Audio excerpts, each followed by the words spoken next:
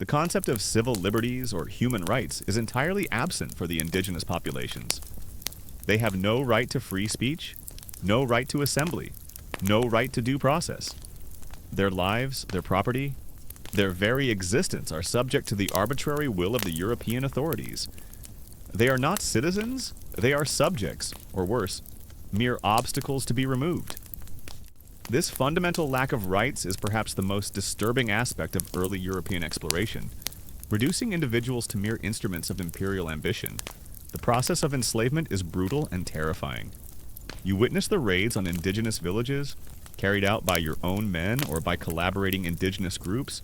Men, women, and children are rounded up, often at spear point or musket point. Their homes burned, their families torn apart. They are marched, often for days, in chains, under the scorching sun. Their bodies weakened by hunger and fear. Many perish on these forced marches, their bodies left by the roadside, a grim testament to the inhumanity of the process.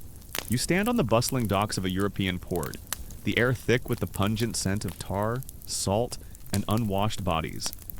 The year is late 15th or early 16th century, and the world you know is a rigid, often unforgiving place. Life is hard, opportunities are scarce, and the social ladder is firmly fixed. You are a commoner, perhaps a sailor by trade, a merchant with dwindling prospects, or simply someone desperate to escape the grinding poverty and limited horizons of your village. But now, a new kind of fever is sweeping through the taverns and marketplaces. A fever whispered on the winds from the west, the promise of the unknown. A common historical fact, often overshadowed by the later transatlantic slave trade, is that the early European explorers and colonizers in the Americas first attempted to enslave indigenous populations on a massive scale. Systems like the encomienda in the Spanish colonies forced indigenous people into labor, often in mines or on plantations, under brutal conditions that led to extremely high mortality rates. This initial phase of indigenous enslavement was a foundational element of early colonial economies before the widespread importation of African slaves. It was less about formal legal systems and more about raw, unchecked power over human lives. Tales circulate like wildfire. Stories of distant lands overflowing with unimaginable riches. Gold, they say, in rivers and mountains, just waiting to be plucked.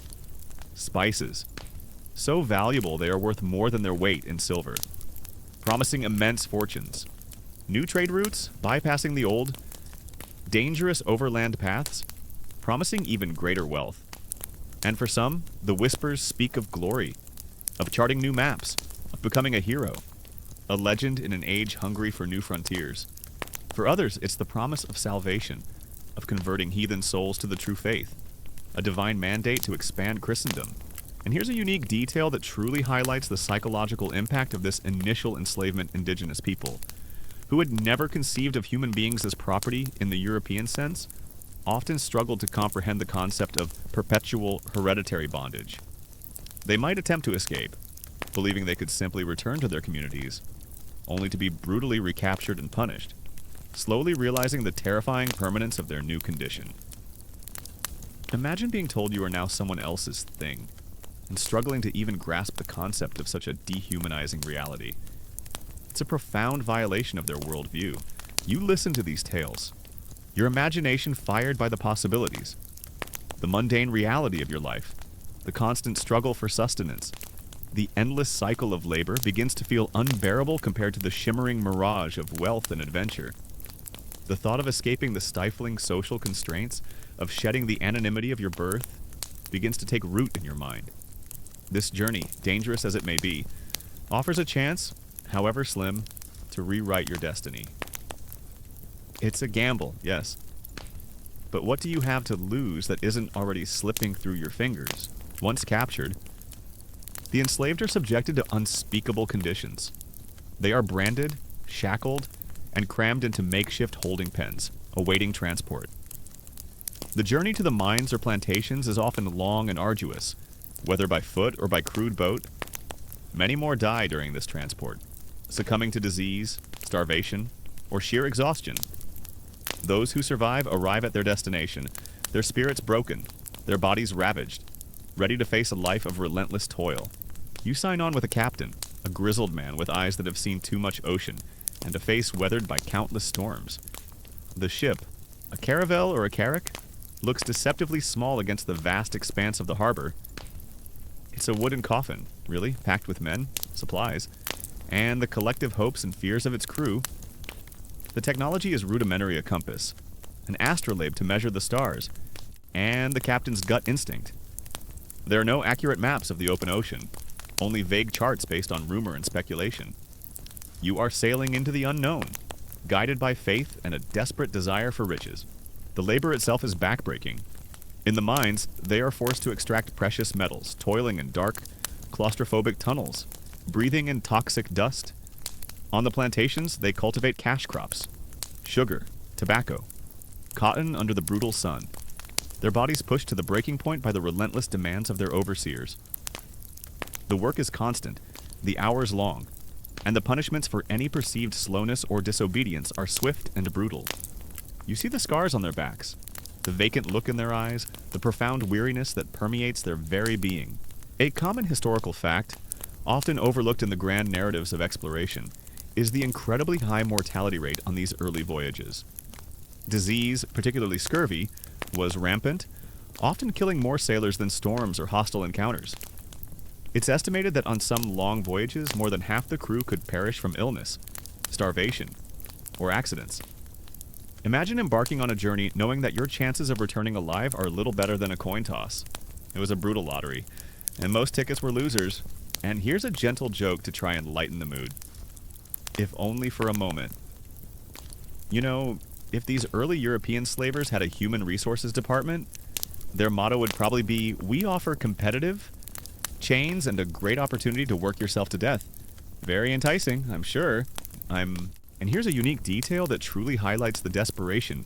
Many of the crew members on these early voyages were not experienced sailors, but rather desperate individuals, including former prisoners, debtors, or even forced conscripts. Imagine being stuck on a tiny, disease-ridden ship for months with a motley crew of hardened criminals and terrified novices, all hoping for a miracle, but mostly just trying to survive each day. It's like a very early, very unpleasant version of a reality TV show. But with much higher stakes and no prize money, the dehumanization is complete. The enslaved are stripped of their names, their identities, their cultures. Their languages are suppressed, their families torn apart, their spiritual beliefs condemned. They are treated as chattel, as property, bought and sold like livestock. Their lives are reduced to their labor, their worth measured only by the profit they generate for their European masters. This systematic stripping away of humanity is perhaps the most chilling aspect of the entire enterprise. The day of departure is a blur of activity. Shouts from the docks, the creak of ropes, the flapping of sails. You wave goodbye to loved ones, their faces blurring through a veil of tears and sea spray. You know, deep down, that this might be the last time you ever see them. As the ship pulls away from the familiar coastline, the land slowly recedes, shrinking into a faint line on the horizon. The world you know disappears, replaced by the vast, endless expanse of the ocean, a shimmering, terrifying blue that stretches in every direction. The conditions in the slave camps and on the plantations are unspeakable. Overcrowding, lack of sanitation, inadequate food, and relentless labor led to widespread disease and extremely high mortality rates. Life expectancy for an enslaved person is brutally short, often just a few years after capture. The constant cycle of death and replacement means that the demand for new enslaved people is insatiable, fueling further raids and further brutality. The initial excitement quickly gives way to apprehension. The ship, once a symbol of hope, now feels like a tiny, fragile speck on an immense, indifferent canvas. The constant rocking motion, the creaking of the timbers, the vastness of the horizon, it all combines to create a profound sense of vulnerability. You are truly alone, at the mercy of the elements, with nothing but a thin layer of wood separating you from the crushing depths below.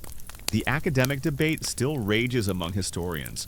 To what extent did the early European attempts to enslave indigenous populations fail due to their susceptibility to old world diseases and their ability to escape into familiar territory, thus leading to the eventual turn towards the transatlantic slave trade from Africa? Or was the shift primarily driven by the perceived greater profitability and availability of African enslaved labor? It's a complex question, exploring the economic and demographic factors that shaped the evolution of slavery. And here's a gentle joke to try and lighten the mood, if only for a moment. You know, if these early explorers had a travel agent, their brochure would probably say, "Experience the open ocean. Warning may contain existential dread, scurvy, and actual sea monsters, no refunds." Very honest, I'm sure.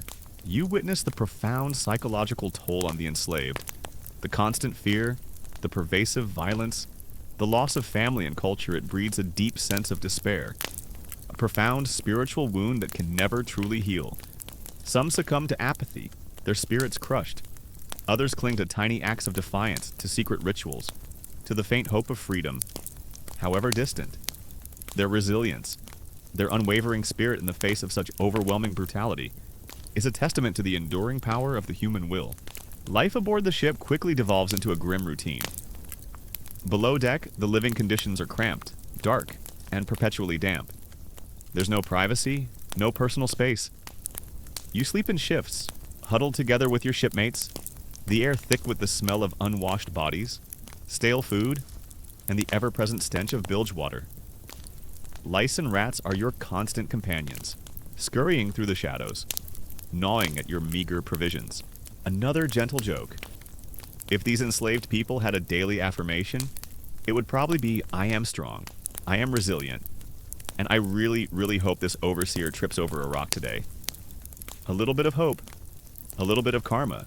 Food is monotonous and often spoiled. Hardtack, a dry, brittle biscuit, is your staple, often infested with weevils. Salted meat, tough and stringy, is a rare treat. Fresh water, stored in wooden casks, quickly grows stagnant and foul. Tasting of mildew and decay, you learn to swallow it down, forcing yourself to ignore the taste, because thirst is a far more immediate and terrifying master than hunger. Every meal is a test of endurance, a grim reminder of your dwindling supplies. The justifications for enslavement are often rooted in a twisted blend of religious zeal and racial prejudice. The indigenous people are deemed heathens, savages, or inferiors, making their enslavement morally acceptable in the eyes of the Europeans. This dehumanization, this rationalization of brutality, allows the conquerors to commit unspeakable acts without remorse, convinced of their own righteousness and superiority. Hygiene is non-existent. Without fresh water for washing, your clothes become stiff with salt and grime, your skin perpetually itchy. Disease spreads like wildfire through the cramped quarters. Dysentery, typhus, and various fevers sweep through the crew, their victims succumbing quickly to the lack of medical care and the unsanitary conditions. You see your shipmates sicken and die, their bodies simply committed to the deep, a silent, unceremonious burial at sea. The impact of this early enslavement on indigenous populations is catastrophic and long-lasting. It leads to massive population declines, the destruction of social structures, the loss of traditional knowledge, and the enduring trauma of forced labor and cultural annihilation. Even generations later, the scars of this period will remain, shaping the social, economic, and political landscape of the Americas. The academic debate still rages among historians. To what extent did the brutal conditions on early European exploration voyages, including widespread disease and high mortality rates, reflect the prevailing medical and technological limitations of the era? Or were they also a consequence of deliberate cost-cutting measures and a callous disregard for the lives of common sailors? It's a complex question, exploring the interplay of historical context and human choices. The transatlantic slave trade, though not the initial focus, begins to emerge as the indigenous populations dwindle. The demand for labor on the plantations, particularly for crops like sugar, becomes insatiable. European powers turn to Africa, initiating a new, even larger, and more horrific chapter in the history of human bondage. The brutal practices perfected in the early enslavement of indigenous peoples lay the groundwork for the transatlantic slave trade, a chilling precursor to an even greater tragedy. The most insidious enemy is scurvy, a terrifying disease caused by a lack of vitamin C. You watch as your shipmates succumb to its horrifying symptoms: bleeding gums, loose teeth, lethargy, open sores that refuse to heal, and a profound, debilitating weakness. Their bodies waste away, their spirits dim, as they slowly, agonizingly die. There is no known cure, no understanding of its cause. You live in constant fear of its insidious onset, checking your gums daily, praying for a fresh lime or lemon, a luxury almost never found at sea. Another gentle joke. If the early European explorers had a recruitment poster for their expeditions, it would probably say adventure, riches, and a chance to redefine human resources. Very progressive, in a very dark way. Another gentle joke. You know, if these early explorers had a 5-star rating system for their voyages, the amenities section would probably just say, rats, lots of rats. And occasionally a very enthusiastic scurvy outbreak, as night falls and the stars emerge over a land stained with the blood and tears of the enslaved. You lie awake, the sounds of distant whips and mournful cries echoing in your mind. The initial excitement of discovery has long since vanished, replaced by a profound sense of horror. The awful reality of early European exploration is not just about the dangers of the sea. It is about the brutal, often genocidal, consequences of unchecked ambition, insatiable greed, and the systematic dehumanization and forced enslavement of human beings.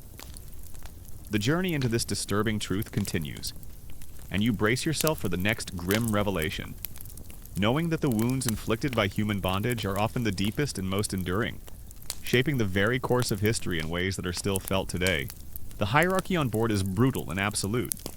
The captain's word is law enforced by the lash and the threat of severe punishment. Discipline is harsh, designed to maintain order in a desperate environment. Mutiny is a constant fear, but so too is the fear of starvation, of getting lost, of succumbing to the elements. You work tirelessly, tending the sails, pumping the bilge, standing lookout, your body aching with constant fatigue, your mind dulled by the endless monotony and the pervasive fear, the unspeakable tragedy of human bondage, the relentless plunder of resources, and the brutal force of European military might have left this new land scarred and its indigenous people decimated. You've witnessed the systematic dehumanization and forced enslavement, the profound suffering inflicted by unseen pathogens, and the raw violence of conquest. But as your expedition solidifies its presence, transforming from mere exploration to full-scale colonization, a new, more insidious horror emerges, one that aims to conquer not just bodies and land, but the very soul of a people. This is the disturbing truth behind early European exploration, where the promise of a new world often meant the systematic erasure of vibrant, ancient cultures. The days blur into weeks, the weeks into months. The horizon remains an unbroken line of blue, the sky an endless expanse of gray or brilliant, unforgiving sun. You yearn for the sight of land, any land, a green patch of solid ground that promises fresh water, fresh food, and a brief respite from the relentless misery of the sea.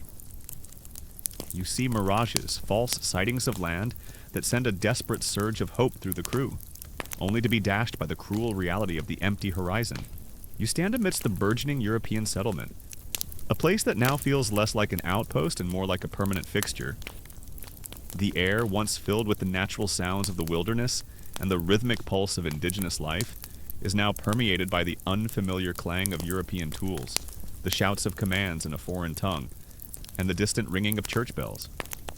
The initial curiosity of the indigenous people has long since vanished, replaced by a palpable tension, a simmering resentment that hangs heavy in the air.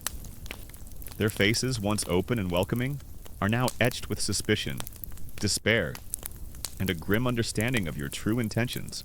The psychological toll is immense. The isolation, the constant fear, the pervasive sickness it gnaws at your mind, breeding paranoia and despair. You dream of home, of fresh food, of clean water, of a life free from the constant threat of death. But those dreams feel increasingly distant, fading like the memories of the land you left behind. You are a prisoner of the sea, bound by its relentless currents and its unforgiving vastness. You've always known who you are. Your identity is woven into the stories told by your elders around the fire, in the songs sung during harvest, in the intricate patterns of your traditional clothing, in the rituals that mark the passage of life.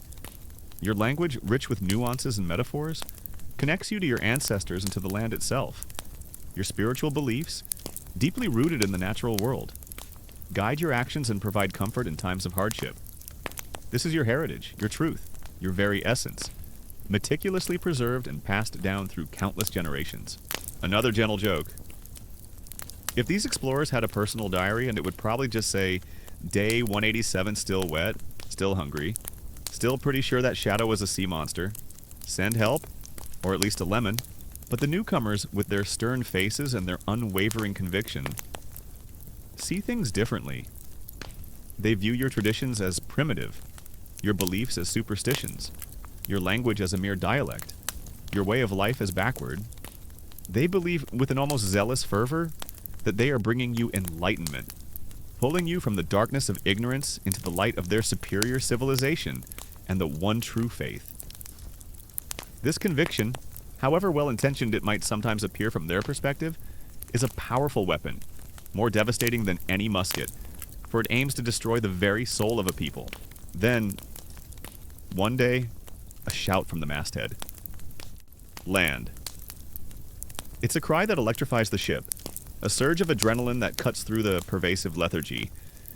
You rush to the deck, your eyes straining against the sun, and there it is, a faint green smudge on the horizon, growing larger with each passing moment. The relief is overwhelming, a wave of emotion that brings tears to your eyes. You have survived. You have reached a new world. The most visible sign of this cultural assault comes with the establishment of mission schools and religious institutions. These are not places where your children learn the wisdom of your ancestors. They are institutions designed to transform them. Your children, once taught the stories of your creation, the practical skills for survival in your environment, and the sacred knowledge of your people, are now learning about distant kings and queens, about a history that is not their own, about a God who resides in a faraway heaven. They are taught to read and write in the language of the colonizers, while your own tongue, once the vibrant pulse of your community, is slowly relegated to the shadows, often forbidden and punished. As the ship approaches the unfamiliar shore, the air changes. The scent of fresh earth, of unknown foliage, replaces the stale smell of the sea. You see trees, vibrant and green, unlike anything you've ever witnessed. And then you see them figures on the shore, dark-skinned, adorned in colorful garments. Their faces a mixture of curiosity and apprehension. This is first contact, a moment that will forever change the course of history, for both your world and theirs. A common historical fact, often presented as a benevolent act of education and evangelism, is the widespread establishment of mission schools by European powers. While these schools did provide literacy and numeracy skills, their primary purpose was often to assimilate indigenous populations into European culture, promoting Christianity, European values, and the colonizers' language, while actively suppressing local languages, religions, and traditions. Children were often removed from their families and forced into these institutions, where their cultural identities were systematically stripped away. It was like offering someone a new, shiny coat, but only if they first burned all their traditional clothing and forgot how to speak their own name. The initial interactions are tentative, filled with gestures, with attempts at communication across a vast cultural divide. You offer trinkets, beads, bells, items of little value to you, but shimmering with novelty to them. They, in turn, offer food, fresh water, and sometimes precious metals or exotic goods. There's a brief, fragile moment of wonder, of mutual curiosity, before the true intentions of your voyage begin to unfold. And here's a unique detail that truly highlights the psychological violence of these schools. Indigenous children in mission schools were often given new, European names, and forbidden from using their birth names or speaking their native languages, even amongst themselves. Imagine being a child and having your very identity, the name given to you by your parents and ancestors, erased and replaced, and being punished for speaking the language of your heart. It was a deliberate attempt to sever their connection to their heritage and instill a profound sense of shame about who they were. It's like a very grim, institutionalized game of Simon Says, where Simon says, forget who you are. The unspoken agenda, however, looms large. You are not here just for discovery. You are here for conquest, for conversion, for wealth extraction. The concept of terra nullius, of empty land waiting to be claimed, guides your perspective, disregarding the vibrant societies that already exist. The papal bulls, granting Christian nations the right to claim non-Christian lands, provide a divine justification for your actions. The inherent power imbalance, the glint of steel, the weight of the cross, the rustle of your flag all foreshadow the brutal truth that is about to unfold. The promise of civilization, you realize, is a thin veil, barely concealing the intent to dominate and exploit. And so, you have set foot on a new world, a world full of promise and danger. The voyage is over, but the journey to discover the brutal truth of this time has only just begun. You have survived storms, plagues, and isolation at sea. But the real challenges, the confrontations with other cultures, with human greed and brutality, are still ahead. The exhilaration of finally sighting land, that faint green smudge on the horizon, quickly gives way to a new, more immediate reality. You've survived the vast, indifferent ocean, its storms and its insidious diseases. But as your ship, a tiny speck of wood and canvas, approaches the unfamiliar shore, you realize that the true horrors of this era of exploration are not just in the journey, but in the very act of arrival. This is the disturbing truth behind early European exploration, where the promise of a new world often masked a reality of brutal conquest and unimaginable suffering. Your traditional ceremonies, once vibrant and central to your community life, are discouraged, sometimes even outright forbidden. The rhythmic drumming, the sacred dances, the ancient songs, the elaborate rituals that mark harvests, births, and deaths, all are viewed with suspicion, dismissed as pagan rituals, barbaric practices, or even perceived as acts of rebellion against the new order. The missionaries preach against your spiritual leaders, against your ancestral gods, telling you that your path to salvation lies only through their faith, that your own spiritual connection to the land is false and evil. You see the confusion in the eyes of your elders, the quiet despair as their sacred practices are demonized and suppressed, forcing them underground or into extinction. You step onto the unfamiliar soil, your legs still unsteady from months at sea. The air is thick with the scent of unknown flora, a rich, earthy perfume that is both intoxicating and unsettling. The figures on the shore, the indigenous people, watch you with a mixture of curiosity and apprehension. Their faces are open, their bodies adorned with vibrant colors and intricate patterns, their eyes reflecting a world utterly different from your own. For a brief, fleeting moment, there is a sense of wonder, of mutual discovery. A fragile bridge built on curiosity. The very fabric of your social structure begins to fray. The authority of your chiefs, your spiritual leaders, and your traditional councils, once absolute and respected, is systematically undermined by the colonial administration. They introduce new legal systems, new forms of governance, which often contradict your traditional ways of resolving disputes and maintaining order. The old ways, once respected and understood, are now dismissed as inefficient or unjust, replaced by a foreign system that you struggle to comprehend, a system that consistently favors the colonizers. Hey guys, tonight we're going to embark on a journey that's often depicted with grand ships, heroic figures, and the triumph of human spirit, the era of early European exploration.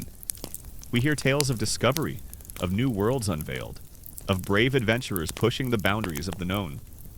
But tonight, we're going to peel back those layers and delve into the chilling, brutal truth behind why this period was, for most involved, an absolutely awful reality.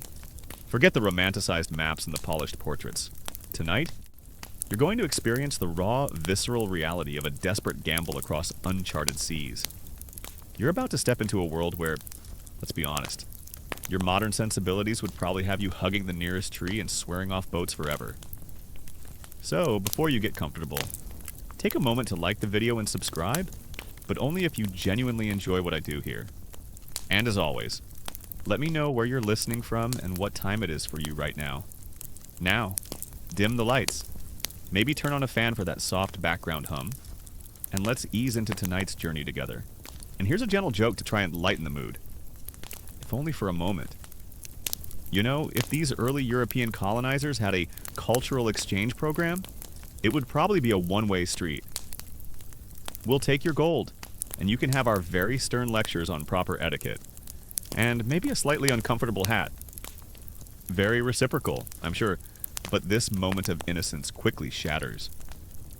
Your captain, driven by the insatiable hunger for riches and the divine mandate of your king, wastes no time. The first priority is to claim the land. A flag is unfurled, its colors snapping in the breeze. A symbol of dominion planted firmly in foreign soil. A cross is erected, a testament to the new faith that is to be imposed. And then the demands begin. Your traditional clothing, once a source of pride and a marker of identity, is often deemed uncivilized or immodest. You are encouraged, sometimes forced, to adopt European attire, to abandon the vibrant colors, the intricate patterns, and the symbolic adornments that tell the story of your people, your status, and your history. Your traditional art forms, your music, your storytelling, your unique architectural styles all are slowly pushed to the margins, replaced by European forms of expression, or appropriated and recontextualized for European consumption. It's a slow, insidious process of cultural homogenization, a quiet violence that aims to make you more like them and less like yourselves. You are not here just to discover, you are here to take. The whispers of gold, of spices, of untold wealth now become the driving force. You watch as your shipmates, once weary and desperate, transform into agents of an insatiable greed. They begin to search, to demand, to coerce. The initial gifts, those trinkets and beads, are quickly forgotten, replaced by a relentless pursuit of the land's resources.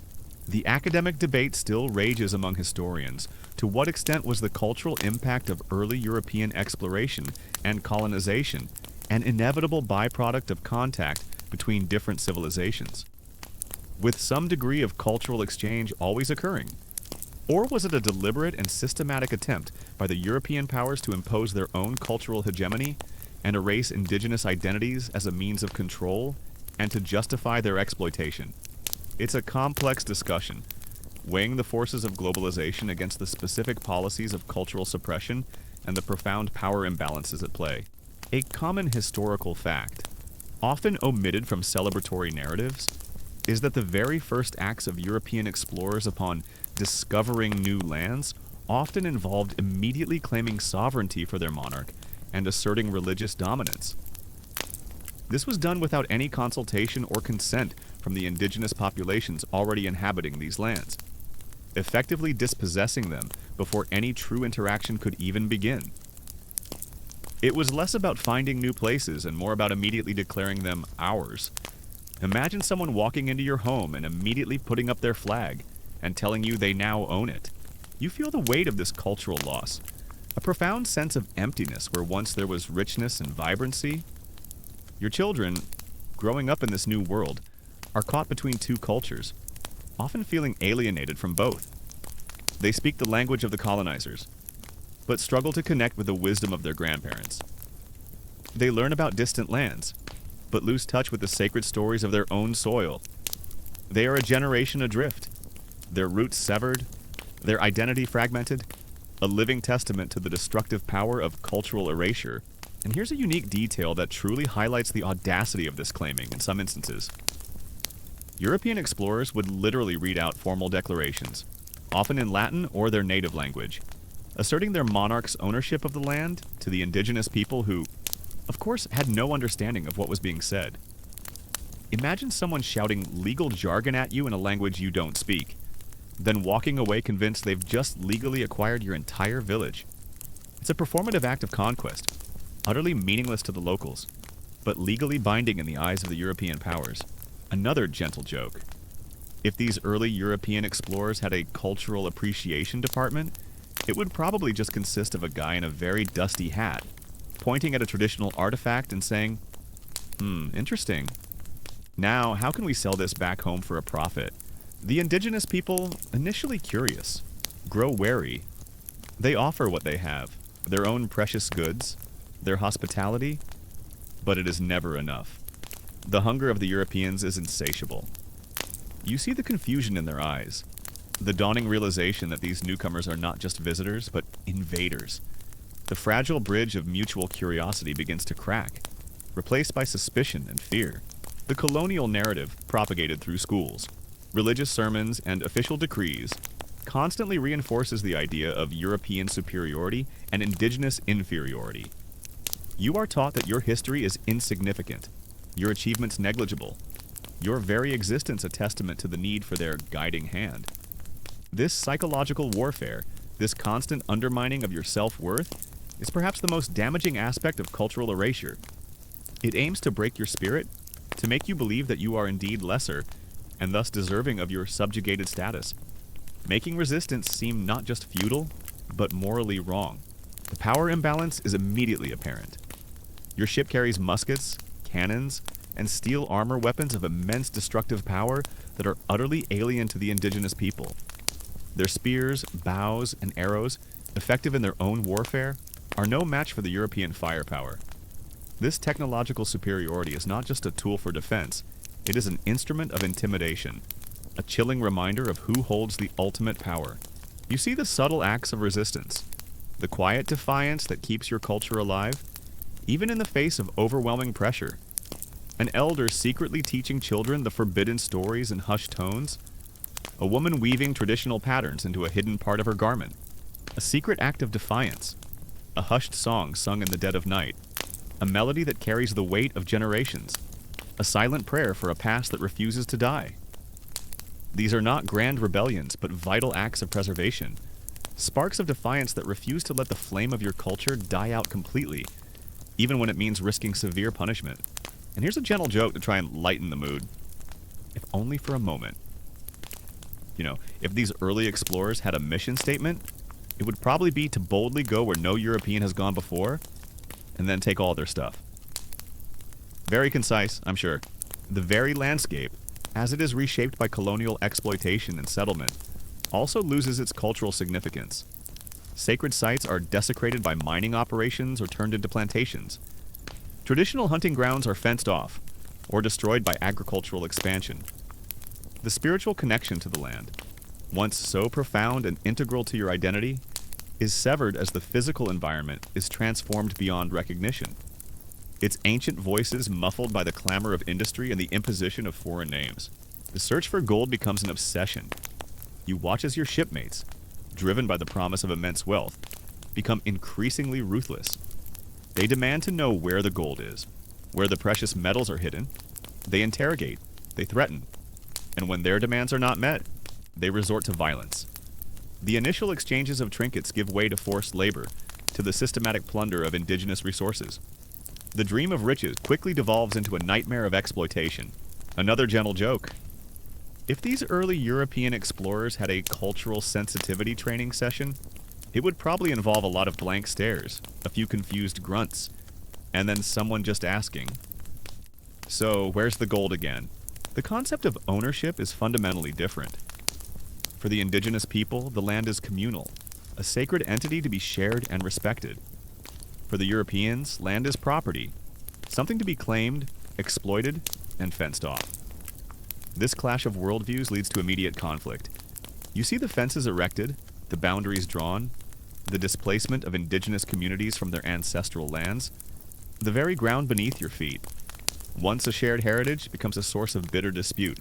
The long-term consequences of this cultural erasure are immense and enduring. Even after the European powers eventually depart, the scars remain. The loss of language, the fragmentation of traditional knowledge, the lingering sense of cultural inferiority. The internal divisions created by assimilation policies, these are burdens that generations will carry. The struggle to reclaim and revitalize lost identities becomes a central challenge for post-colonial nations, a testament to the enduring power of culture and the profound damage inflicted when it is suppressed. A wound that takes centuries to even begin to heal. The academic debate still rages among historians. To what extent did early European explorers genuinely believe they were bringing civilization and salvation to indigenous peoples? Or was this a convenient justification for economic exploitation and territorial conquest, masking a more cynical agenda of resource acquisition and power? It's a complex question. Exploring the interplay of genuine belief and self-serving rationalization in the age of discovery, you walk through your village, now a shadow of its former self, and a profound sadness settles over you. The vibrant colors have faded, The ancient songs are sung more softly, the stories told more secretly. The laughter of the children, once unburdened, now carries a faint echo of the foreign tongue they are forced to learn, a constant reminder of the world they have lost. You are living through a slow, agonizing death of a way of life.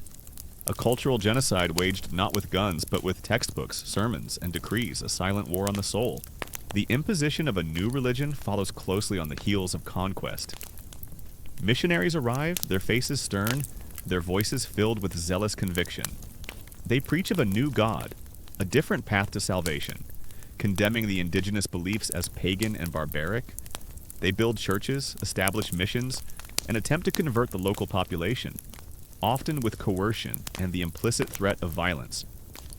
The vibrant spiritual tapestry of the indigenous people is systematically attacked, their ancient beliefs undermined, their sacred sites desecrated.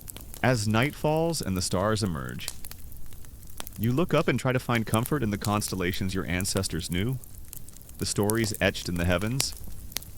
But even the sky feels different now, somehow diminished by the weight of what has been lost, by the profound emptiness left by the systematic erasure of your heritage. You close your eyes, and you see the faces of your people, their traditions slowly fading, their voices growing quieter, their spirits struggling to survive. The journey into the disturbing truth of early European exploration continues, and you brace yourself for the next grim revelation, knowing that the wounds inflicted on the soul are often the deepest and most enduring, shaping the very course of history in ways that are still felt today. Another gentle joke. If these early missionaries had a slogan, it would probably be "convert or else." Well, let's just say it's going to be a very unheavenly experience for you. Very persuasive. The systematic erasure of vibrant, ancient cultures, the unspeakable tragedy of human bondage, and the brutal force of European military might have left this new land scarred and its indigenous people decimated. You've witnessed the profound suffering inflicted by unseen pathogens, the raw violence of conquest, and the relentless plunder of its resources. But as your expedition solidifies its presence, transforming from temporary settlements to permanent colonies, a new, more pervasive horror takes root, one that silently consumes the very lifeblood of the land itself. This is the disturbing truth behind early European exploration, where the promise of boundless wealth for some meant the irreversible destruction of intricate ecosystems and the profound degradation of the natural world. The disease, which you thought you had left behind on the ocean, now becomes an even more terrifying weapon. Unwittingly, you and your shipmates carry pathogens smallpox, measles, influenza to which the indigenous populations have no immunity. These diseases sweep through communities with devastating speed and lethality, wiping out entire villages, causing demographic collapse on an unimaginable scale. You watch horrified as people sicken and die, their bodies racked with unfamiliar ailments, their traditional healers helpless against the invisible enemy.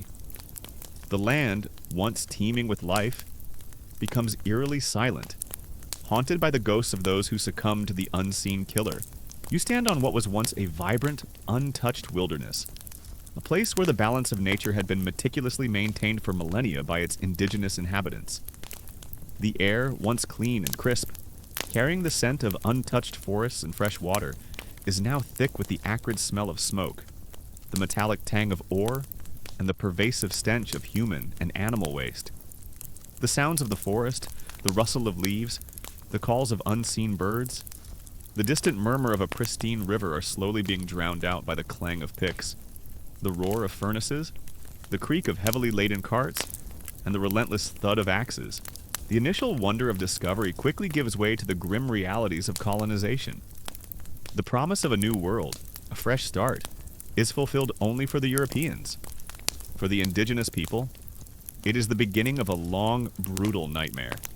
A nightmare of conquest, disease, exploitation, and the systematic destruction of their way of life. The very act of discovery, you realize, is often synonymous with destruction. The relentless pursuit of gold, silver, and other precious minerals has turned vast tracts of land into open wounds. Mines, once mere pits, now gape like monstrous mouths, swallowing men and resources into their dark depths. The earth is torn open, its ancient layers exposed, its very essence ripped out. The waste rock, the tailings, pile up in colossal heaps, barren and toxic, leaching pollutants into the soil and groundwater. Rivers, once clear and teeming with fish, turn murky and lifeless, choked with sediment and poisoned by the chemicals used in the extraction process.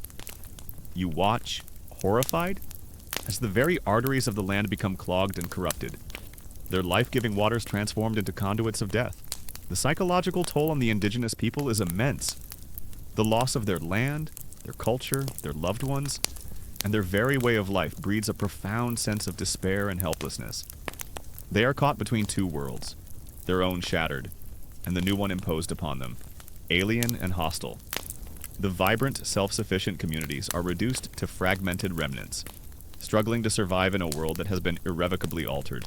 A common historical fact, often overlooked in the narrative of European development, is the catastrophic environmental impact of early colonial mining practices.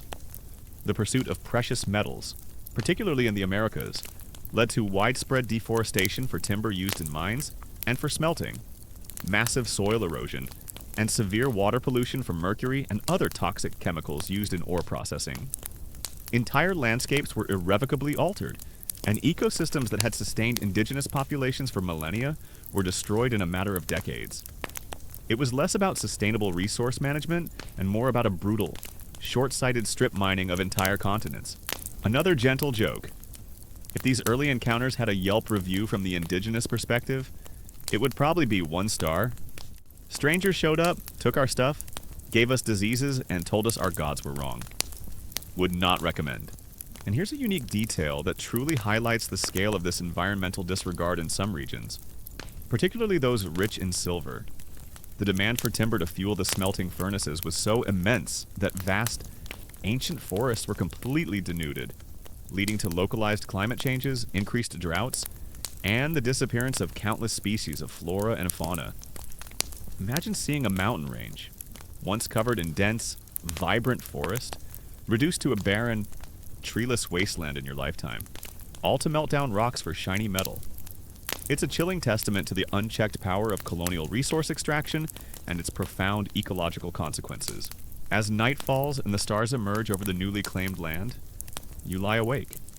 The sounds of the unfamiliar wilderness mingling with the phantom cries of those who have fallen victim to conquest and disease. The initial excitement of discovery has long since vanished, replaced by a profound sense of unease. The promise of a new world, you realize, was a cruel mirage for those who already inhabited it. The awful reality of early European exploration is not just about the dangers of the sea. It is about the brutal, often genocidal consequences of unchecked ambition, insatiable greed, and a profound disregard for the lives and cultures of others. The journey into this disturbing truth has only just begun, and you brace yourself for the next grim revelation. Beyond the mines, the forests are systematically felled for timber, not just for mining operations, but for shipbuilding, for construction in the burgeoning colonial towns, and for export back to Europe. The sound of axes biting into ancient trees echoes through the valleys, followed by the deafening crash of timber hitting the ground. Giant logs are dragged away, leaving behind barren clearings, eroded hillsides, and a haunting silence where once there was vibrant life. The delicate balance of the forest ecosystem, its intricate web of life, is shattered, and countless species lose their habitats, pushed towards extinction. The brutal act of arrival, the immediate claiming of land, and the relentless pursuit of riches have set a grim tone for your expedition. You've witnessed the initial wonder of discovery quickly dissolve into suspicion and fear among the indigenous people. But as your ship settles into its new, temporary harbor, and your men begin to establish a more permanent presence, a new, more insidious horror emerges, one that you carry within your very bodies. This is the disturbing truth behind early European exploration, where the promise of a new world often meant the unwitting unleashing of an invisible, devastating enemy disease. The fertile lands, once used by indigenous populations for diverse, sustainable food crops, are now converted to vast monocultures of cash crops: sugar, tobacco, cotton, indigo. These commodities, destined for European markets, demand immense tracts of land and intensive, often destructive, agricultural practices. The soil, once nourished by traditional methods, is quickly depleted of nutrients, leading to widespread erosion and degradation. The diverse biodiversity of the land is replaced by endless fields of a single crop, making the ecosystem fragile and vulnerable to pests and diseases. You remember the sickness that ravaged your ship during the long voyage across the ocean? The fevers, the dysentery, the dreaded scurvy. You thought you had left those horrors behind, confined to the cramped, unsanitary confines of the ship. But now, as you interact more closely with the indigenous people, you begin to see familiar symptoms appearing among them. Symptoms that fill you with a cold dread.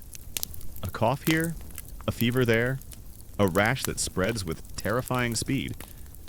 These are not the ailments of your own people, but the diseases you carry, to which they have no immunity, no defense. And here's a gentle joke to try and lighten the mood, if only for a moment. You know, if these early European colonizers had an environmental policy, it would probably be, if it's green, cut it down. If it's shiny, dig it up. If it moves, eat it.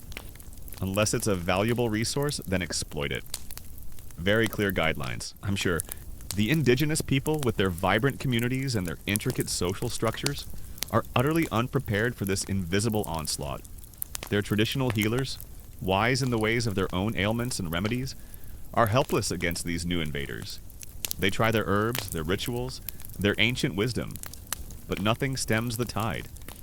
The diseases sweep through their villages like wildfire, consuming young and old, strong and weak, with indiscriminate fury. The introduction of new European species, both intentionally and unintentionally, further disrupts the delicate ecological balance. European livestock cattle, pigs, sheep are introduced, often trampling native plants, overgrazing pastures, and competing with indigenous wildlife for resources. European weeds, carried inadvertently in seeds or on clothing, spread rapidly, outcompeting native flora and altering the landscape. Even rats and other vermin, stowaways on European ships, spread disease and prey on native species, adding another layer of ecological disruption. A common historical fact, often cited as the single greatest factor in the European conquest of the Americas, is the devastating impact of Old World diseases on indigenous populations. Diseases like smallpox, measles, influenza, typhus, and bubonic plague, to which Europeans had developed some immunity over centuries, were entirely new to the Americas. These virgin soil epidemics caused mortality rates of 50% to 90%, or even higher in affected communities, wiping out entire civilizations and dramatically weakening resistance to European conquest. It was an accidental yet incredibly effective form of biological warfare. The traditional land management practices of the indigenous people, honed over millennia, are disregarded or actively suppressed. Their knowledge of sustainable farming, controlled burns, and respectful resource gathering is dismissed as primitive. The European approach, driven by a desire for rapid exploitation and maximum profit, replaces these sustainable practices with methods that are fundamentally extractive and destructive, leading to long-term environmental degradation that will plague the land for centuries. And here's a unique detail that truly highlights the speed and scale of this devastation in some cases. European explorers would encounter thriving indigenous communities, only to return months or a year later to find them almost entirely depopulated, their villages silent, their fields overgrown, the inhabitants having succumbed to diseases that spread ahead of the actual European presence. Imagine sailing into a bustling harbor, and then returning to find it a ghost town, all because of invisible germs you unknowingly carried. It's a chilling testament to the unseen power of pathogens and the profound vulnerability of isolated populations. The academic debate still rages among historians. To what extent did early European exploration and colonization initiate the first major phase of global environmental degradation, fundamentally altering ecosystems on a continental scale? Or were indigenous populations also capable of significant environmental impact, with European actions merely accelerating pre-existing processes? It's a complex question. Exploring the scale and nature of environmental change in the early modern period, you watch, horrified, as the epidemic unfolds, A village that was vibrant and bustling just weeks ago now lies eerily silent. Its huts empty, its fields untended. The air is thick with the stench of death, mingling with the sweet, cloying smell of decay. The cries of the sick, the wails of the bereaved, are constant, heartbreaking sounds that haunt your dreams. There are simply too many sick, too many dying, for anyone to properly care for them, or to bury the dead with traditional reverence. You witness the profound impact on indigenous livelihoods. The destruction of forests means the loss of hunting grounds, of medicinal plants, of traditional building materials. The pollution of rivers means the loss of fish, a vital food source. The conversion to cash crops means a loss of food security and a dependence on a volatile global market. The very ability of the indigenous people to sustain themselves from the land is systematically undermined, forcing them into labor for the Europeans or into deeper poverty. The psychological toll on the indigenous people is immense. They grapple with a plague they cannot comprehend, a curse that seems to come from the very presence of the newcomers. Their spiritual beliefs are challenged. Their social structures unravel. The pervasive grief, the constant fear of contagion, and the helplessness in the face of an invisible enemy breed profound despair. They are witnessing the systematic destruction of their world, not by overt violence, but by an unseen force that seems to target them alone. Another gentle joke.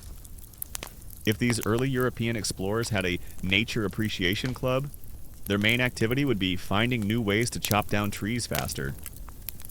Very hands-on. And here's a gentle joke to try and lighten the mood, if only for a moment. You know, if these early explorers had a travel warning for indigenous people, it would probably be warning. Europeans may cause sudden, inexplicable population collapse. Side effects include mass graves and existential dread. Proceed with extreme caution. The climate itself begins to feel different. The air, once clean, is now often hazy with smoke and dust. The water, once pure, is now often tainted. The very rhythm of the seasons, once predictable, seems to be subtly altered by the large-scale deforestation and agricultural changes. You feel a sense of profound loss, a quiet grief for a natural world that is rapidly disappearing, replaced by a landscape shaped by human greed and destructive ambition. The conditions of early European settlements and the methods of interaction only exacerbate the spread of these diseases. The forced labor in mines and on plantations, the cramped and unsanitary conditions of early colonial towns, and the constant movement of people both European and indigenous create ideal breeding grounds for pathogens.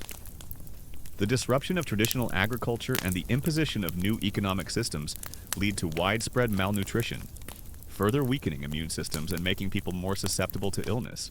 The long-term consequences of this environmental devastation are immense and enduring. Even after the European powers eventually depart, the scars remain. The depleted soils, the polluted waterways, the diminished forests, the loss of biodiversity. These are burdens that generations will carry. The struggle to heal the land, to restore ecological balance, and to develop sustainable practices becomes a central challenge for post-colonial nations. A testament to the enduring power of nature and the profound damage inflicted when it is exploited without restraint. You see the impact on the land itself? Once thriving communities, once vibrant centers of culture and life, are reduced to mere remnants. The ecological balance is disrupted as traditional farming methods are abandoned and the land lies fallow. The very memory of the intricate societies that once thrived begins to fade, replaced by the grim reality of a decimated population. The land, once teeming with life, becomes eerily silent, haunted by the ghosts of those who succumbed to the unseen killer.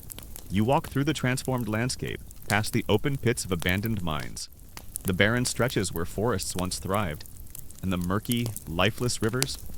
The air, once vibrant with the scent of life, now carries the stench of decay and the lingering odor of human exploitation. You see the faces of your people, etched with the weariness of forced labor and the despair of dispossession, but also with a profound sadness for the wounded earth beneath their feet.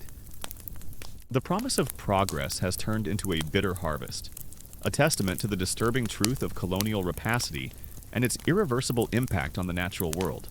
The academic debate still rages among historians. To what extent was the demographic collapse of indigenous populations an unavoidable biological consequence of contact between previously isolated populations? Or was it significantly exacerbated by the deliberate or negligent policies of European explorers and colonizers, such as forced labor, displacement, and the destruction of traditional livelihoods, which weakened resistance to disease? It's a complex question, exploring the interplay of natural factors and human actions in shaping historical outcomes. Another gentle joke. If these early European explorers had a green initiative, it would probably involve painting all the newly cleared land green. See, it's totally fine now. The European explorers and early settlers, while often unaware of the true nature of germ theory, sometimes observe the devastating effects of these epidemics with a chilling pragmatism. For some, the rapid decline of indigenous populations was seen as a divine sign, a providential clearing of the land for European settlement. For others, it simply made the process of conquest and resource extraction easier, as there were fewer people to resist their claims. This cold detachment, this rationalization of immense suffering, is a disturbing aspect of the era. As night falls and the stars emerge over a landscape scarred by human ambition, you lie awake, the sounds of distant industry and the phantom cries of the exploited echoing in your mind. The initial excitement of discovery has long since vanished, replaced by a profound sense of unease. The awful reality of early European exploration is not just about the dangers of the sea. It is about the brutal, often genocidal, consequences of unchecked ambition, insatiable greed, and a profound disregard for the lives and cultures of others, extending even to the very earth they claimed. The journey into this disturbing truth continues, and you brace yourself for the next grim revelation, knowing that the wounds inflicted on the land are often the deepest and most enduring, shaping the very course of history in ways that are still felt today. Another gentle joke. If these early European contact events had a Yelp review from the indigenous perspective, it would probably be 1 star. Strangers showed up, brought a really bad cough, and now everyone's gone. Would not recommend unless you enjoy existential loneliness.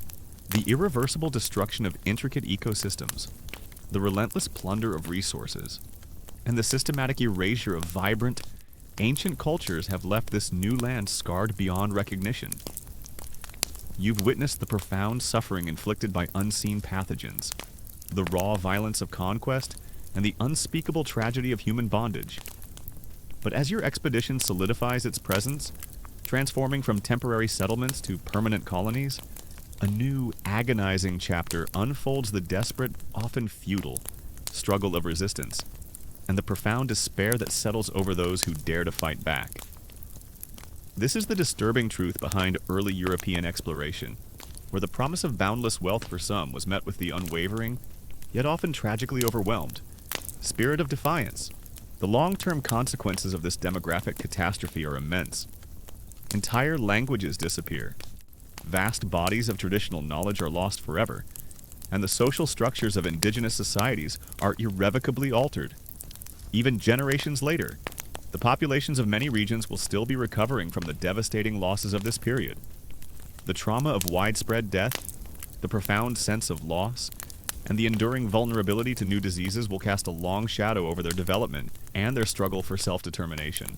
You stand amidst the burgeoning European settlement, a place that now feels less like an outpost and more like a fortress, its walls and cannons a stark testament to the power it wields. The air, once filled with the natural sounds of the wilderness, is now permeated by the clanging of European tools, the shouts of commands in a foreign tongue, and the distant ringing of church bells. The initial curiosity of the indigenous people has long since vanished, replaced by a palpable tension, a simmering resentment that hangs heavy in the air. Their faces, once open and welcoming, are now etched with suspicion, despair, and a grim understanding of your true intentions. You reflect on the profound irony the very act of discovery, of bringing the civilized world to new lands, inadvertently unleashed a biological apocalypse. The pursuit of gold and glory, the desire to expand empires and spread faith, came at an unimaginable human cost, paid not by the conquerors, but by the conquered. The unseen enemy, the microscopic pathogens proved to be the most effective weapon of all, paving the way for conquest in a manner more devastating than any musket or cannon. You've seen the systematic destruction of their world. Their lands claimed, their resources plundered, their cultures suppressed, their people decimated by disease and enslaved by force. For too long, the sheer shock and overwhelming power of the newcomers left them reeling, their resistance fragmented and often quickly crushed. But now a profound shift is occurring. The despair, while still a heavy presence, is slowly giving way to a nascent anger, a quiet indignation that demands action, a desperate longing to reclaim what has been lost. The silence that descends upon the decimated villages is a haunting testament to the brutal reality of this era. It is a silence filled with ghosts, with the echoes of lives cut short, of cultures shattered, of a world irrevocably changed. The dream of a new beginning, you realize, was a cruel mirage for those who already inhabited it. A promise of prosperity for some built on the ashes of countless others. It begins subtly, in the hushed conversations around meager fires, in the shared glances of understanding between weary laborers, a whispered complaint about the injustice of a new tax, a shared memory of a time when their people were truly free, a grim joke about the arrogance of the colonizers. These are not just individual laments anymore. They are becoming collective expressions of a shared plight, a common grievance that binds them together. There's a sense of validation in knowing they are not alone in their suffering, that others feel the same burning injustice. Another gentle joke. If early European explorers had a public health campaign, it would probably be wash your hands. But also, we're bringing smallpox, so good luck with that. Very mixed messages. The traditional leaders, those who still hold sway despite the European efforts to undermine them, play a crucial role. They gather their people in secret, away from the prying eyes of the European authorities. They remind them of their heritage, of the strength of their ancestors, of the injustices they have endured. They speak of unity, of the need to resist, of the dream of a future where their people are once again masters of their own destiny. Their words, delivered with quiet authority, ignite a spark of hope in the hearts of many, a faint glow in the overwhelming darkness. As night falls and the stars emerge over a landscape forever altered by disease, you lie awake, the phantom coughs and cries of the sick echoing in your mind. The initial excitement of discovery has long since vanished, replaced by a profound sense of unease. The awful reality of early European exploration is not just about the dangers of the sea.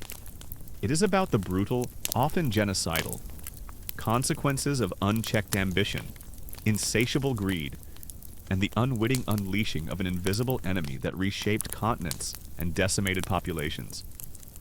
The journey into this disturbing truth continues, and you brace yourself for the next grim revelation, knowing that the wounds inflicted by disease are often the deepest and most enduring, shaping the very course of history in ways that are still felt today. A common historical fact, often overlooked in the simplified narratives of colonial rule, is that resistance to early European exploration and conquest was constant and multifaceted, ranging from subtle acts of non-compliance to large-scale armed rebellions. Indigenous populations, despite overwhelming odds, continuously found ways to challenge, undermine, and resist European authority, demonstrating remarkable resilience and ingenuity. It was never a story of passive acceptance.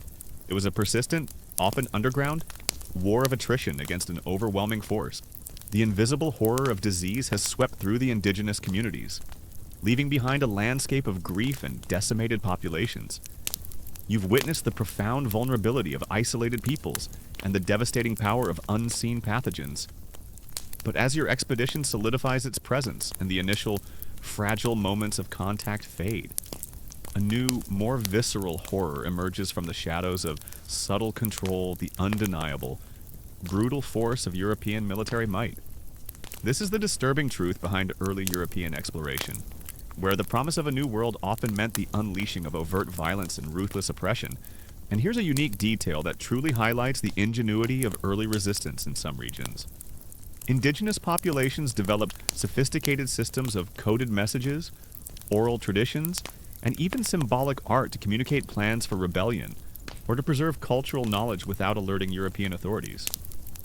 Imagine using the patterns in a woven basket, the rhythm of a seemingly innocent song, or the subtle arrangement of stones to transmit vital information about an upcoming uprising, right under the noses of the colonizers. It's a testament to the power of human creativity in the face of oppression, turning everyday objects into tools of defiance and survival. You stand on the newly established European settlement, a crude collection of tents and hastily built structures, fortified with palisades and the ominous glint of cannon. The air, once thick with the scent of unknown flora, now carries the metallic tang of gunpowder and the acrid smell of fear. The initial curiosity of the indigenous people has long since vanished, replaced by a palpable tension, a simmering resentment that hangs heavy in the air. Their faces, once open and welcoming, are now etched with suspicion and a grim understanding of your true intentions. The first acts of organized resistance are often small and localized and met with brutal repression. A refusal to pay taxes, a boycott of European goods, a collective slowdown of work in the mines or on the plantations. These acts, though seemingly minor, are significant because they represent a collective challenge to the colonizers' authority. You witness these acts of defiance and the swift, often violent, response from the European military. Leaders are arrested, villages are burned, and the message is chillingly clear: the European powers will tolerate no challenge to their power, no deviation from their imposed order. The demands of your captain and the crown grow bolder, more insistent. The search for gold intensifies, becoming an obsession that blinds your men to any semblance of humanity. When the indigenous people, their numbers already diminished by disease, are unable or unwilling to provide the demanded riches, the threats begin. First, harsh words, then intimidation, and finally, the chilling display of force. You witness it firsthand: a musket fired into the air, a sword drawn, a casual display of violence designed to instill terror and break their will. But even in the face of such brutality, the spirit of resistance is not extinguished. The seeds of discontent have been sown, and they continue to germinate, slowly, beneath the surface. The shared experience of repression only strengthens the bonds between those who resist, fostering a deeper sense of solidarity. They learn from their failures, adapt their strategies, and continue to seek ways to challenge the oppressive system. The memory of those who fell in defiance becomes a rallying cry, a reminder of the sacrifices made for freedom, a solemn vow to continue the fight. A common historical fact, often minimized in celebratory accounts of exploration, is that European explorers and conquerors frequently resorted to extreme violence to achieve their objectives. This wasn't just about self-defense, it was a deliberate strategy of intimidation, subjugation, and extermination. Massacres, the burning of villages, the mutilation of bodies, and the systematic enslavement of indigenous populations were common tactics used to crush resistance and assert dominance. It was less about peaceful discovery and more about brutal conquest, often with genocidal intent. And here's a gentle joke to try and lighten the mood. If only for a moment. You know, if these early indigenous resistance groups had a suggestion box for the Europeans, it would probably be filled with notes saying, please leave. Go home, and seriously, just go, and take your smallpox with you. Very direct feedback, I'm sure. And here's a unique detail that truly highlights the psychological warfare employed in some instances. European explorers would deliberately desecrate indigenous sacred sites or destroy their religious artifacts, not just as an act of conquest, but to break the spiritual backbone of the communities and demonstrate the perceived superiority of their own faith. Imagine seeing your most cherished ancestral symbols, objects imbued with generations of spiritual meaning, deliberately defiled or smashed by the invaders. It's a profound act of cultural violence, designed to dismantle the very identity of a people and leave them feeling utterly powerless. The forms of resistance are diverse. Some turn to spiritual movements, seeking solace and strength in renewed religious fervor, often blending traditional beliefs with elements of the new faith to create a powerful, unifying ideology of liberation. These syncretic religions become a source of hope and a means of cultural preservation, offering a spiritual shield against the onslaught of European missionaries. Others engage in cultural resistance, secretly preserving their languages, their stories, their ceremonies, ensuring that the flame of their heritage continues to burn, even in the darkest of times, passed down in hushed tones from generation to generation. The technological disparity is stark and terrifying. Your ship carries muskets, cannons, and steel armor weapons of immense destructive power that are utterly alien to the indigenous people. Their spears, bows, and arrows, effective in their own warfare, are no match for the European firepower.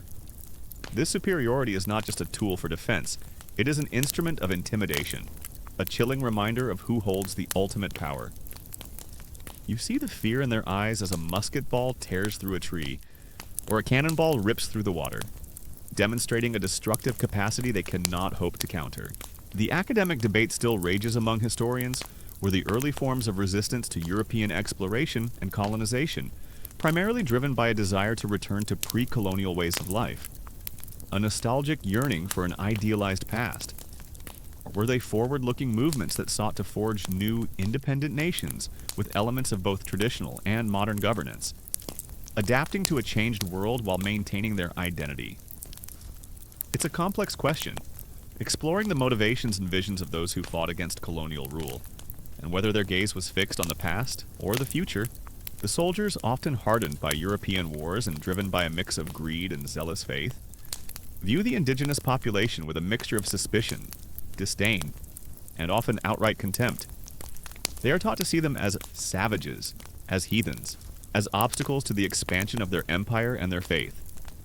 This dehumanization makes it easier for them to carry out their brutal duties, to inflict violence without remorse.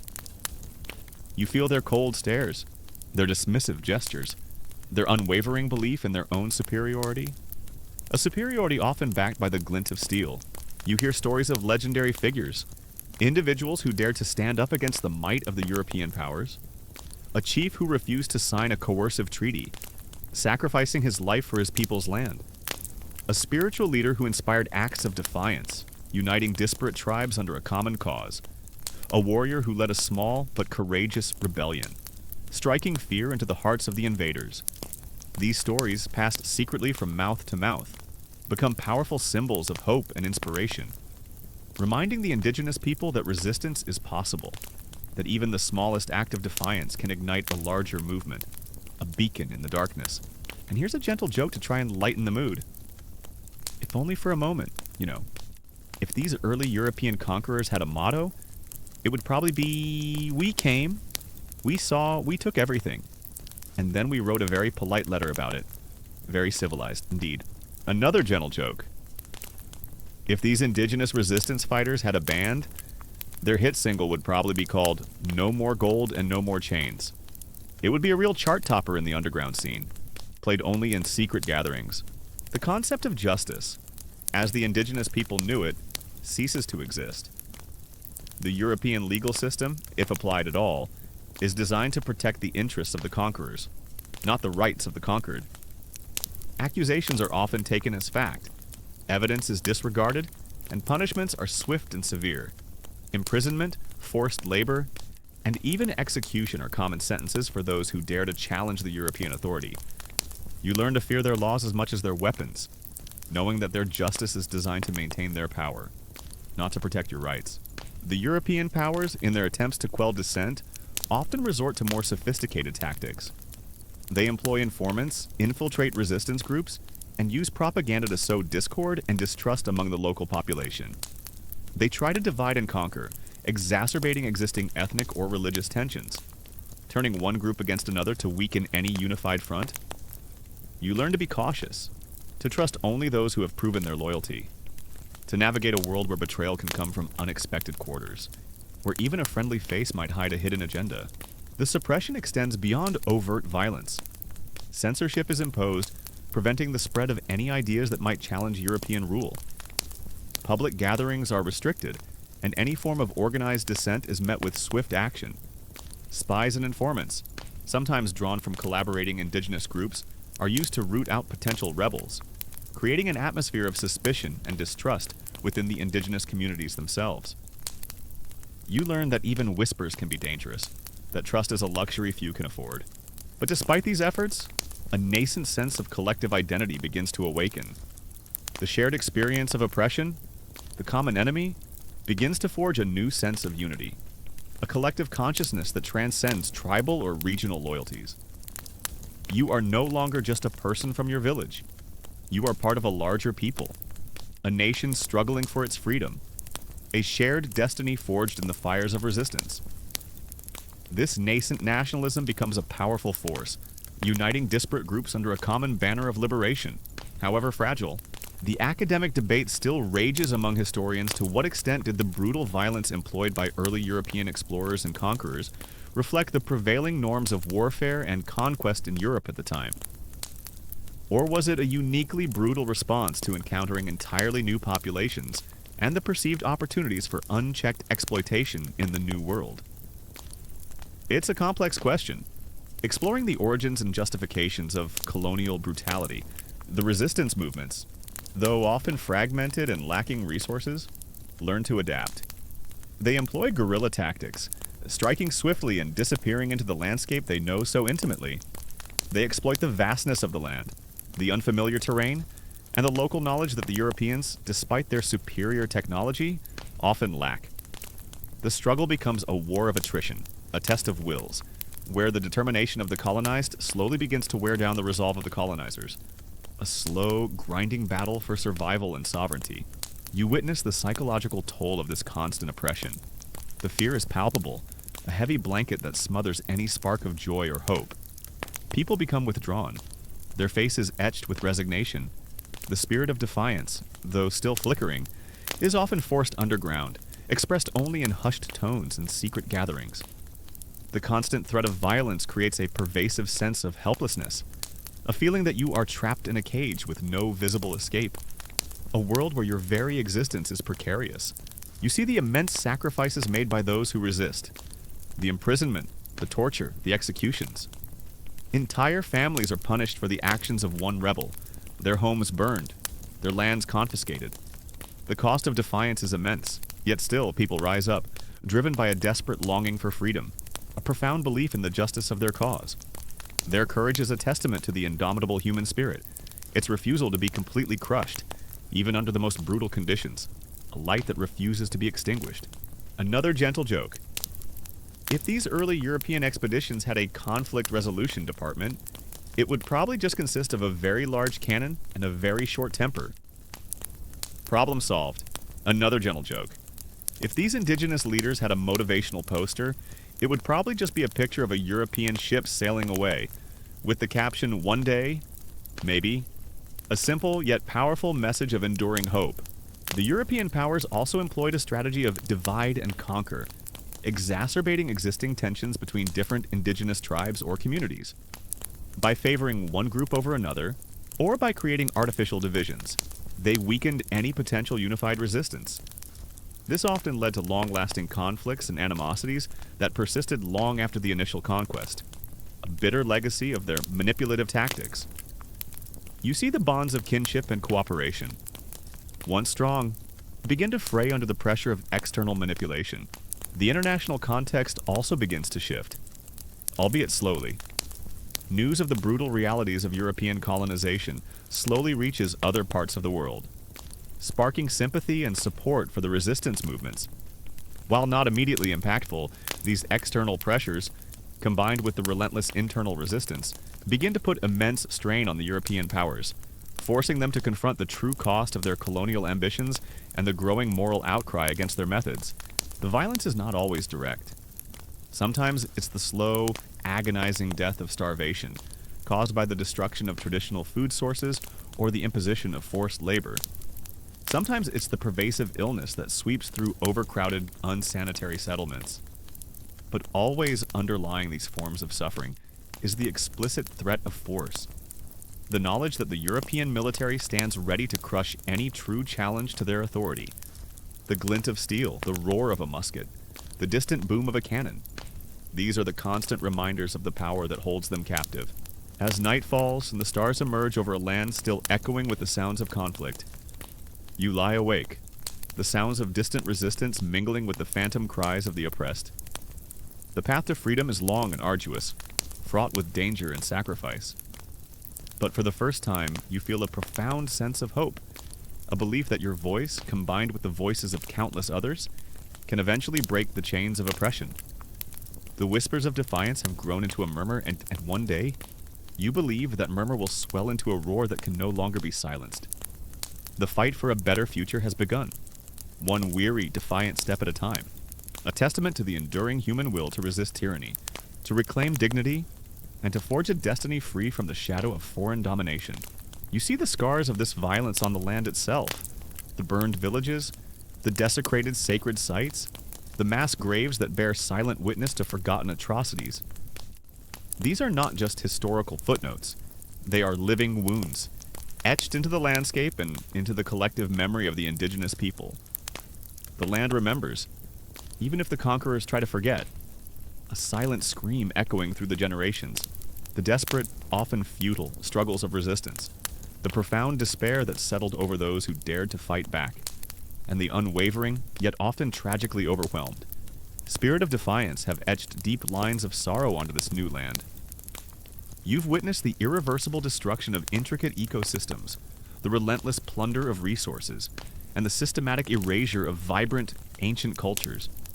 You've seen the profound suffering inflicted by unseen pathogens, the raw violence of conquest, and the unspeakable tragedy of human bondage. But as the sun begins its slow descent, casting long, fading shadows across the globe, you begin to perceive a different kind of truth, the enduring, insidious legacy of early European exploration, where the promise of boundless wealth for some left behind a profound and painful inheritance for generations to come. Another gentle joke.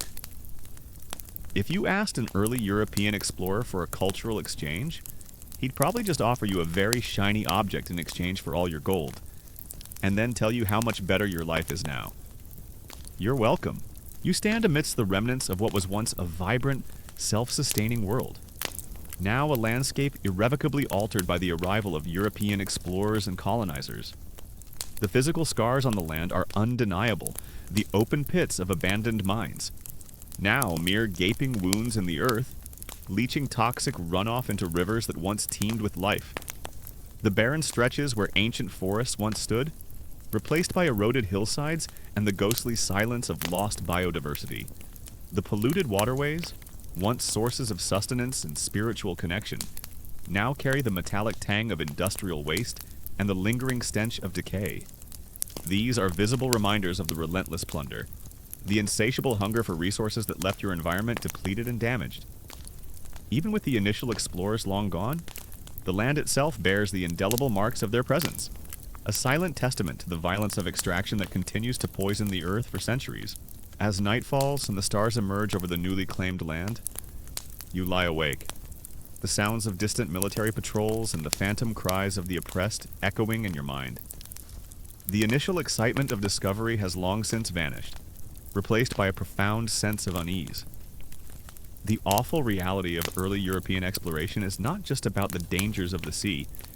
It is about the brutal, often genocidal consequences of unchecked ambition, insatiable greed, and a profound disregard for the lives and cultures of others. The journey into this disturbing truth continues, and you brace yourself for the next grim revelation, knowing that the fight for dignity and freedom is often paved with immense suffering and unimaginable courage. The economic wounds are perhaps even deeper, more insidious. Your traditional industries, once vibrant and self-sufficient, were systematically dismantled, unable to compete with the influx of cheap, mass-produced goods from Europe. Your people, once independent farmers and artisans, were forced into wage labor, dependent on a colonial economy that prioritized cash crops for export over food for your own tables. Now, even after the direct European presence might have faded or transformed, you inherit an economy designed to serve external masters, not your own people. The infrastructure built by the Europeans, ports, roads, rudimentary railways, was designed primarily to extract resources and facilitate trade with Europe, not to foster internal trade or indigenous industrial development. You are left with a broken economic system, a legacy of dependency that makes true self-sufficiency a distant dream, a perpetual struggle against the invisible chains of global markets controlled by distant powers. The brutal force of European military might, the relentless suppression of dissent, and the systematic dehumanization of the indigenous people have left deep, festering wounds on this new land. You've witnessed the devastating impact of overt violence, the chilling effectiveness of their weaponry, and the psychological toll of constant oppression. But as your expedition solidifies its presence, transforming from fleeting visits to permanent occupation, a new, more pervasive horror takes root: the relentless, insatiable plunder of resources, a systematic stripping of the land's very essence for the enrichment of a distant empire. This is the disturbing truth behind early European exploration, where the promise of boundless wealth for some meant utter destitution and environmental devastation for others. A common historical fact, often highlighted in post-colonial studies, is the concept of underdevelopment or economic dependency that persisted long after formal European control ended. Many former colonies found themselves still reliant on their former colonial masters for trade, investment, and technology, often continuing to export raw materials at low prices and import manufactured goods at high prices. This perpetuated a cycle of poverty and limited industrialization, making it incredibly challenging for newly independent nations to achieve genuine economic sovereignty and prosperity on their own terms.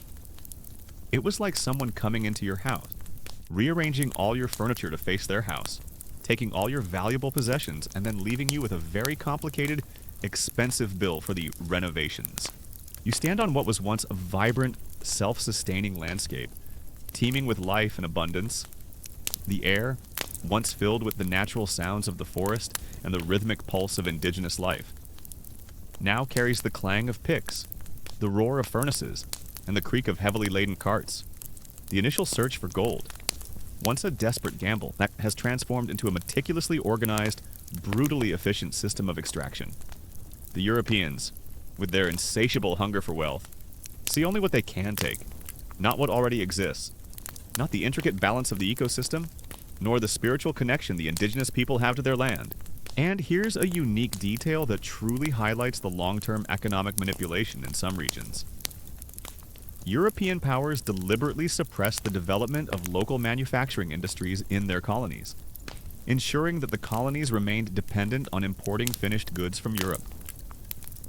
Imagine trying to start a textile factory in your own country, only to find that colonial laws actively prevent you from doing so, forcing you to buy all your cloth from a factory thousands of miles away.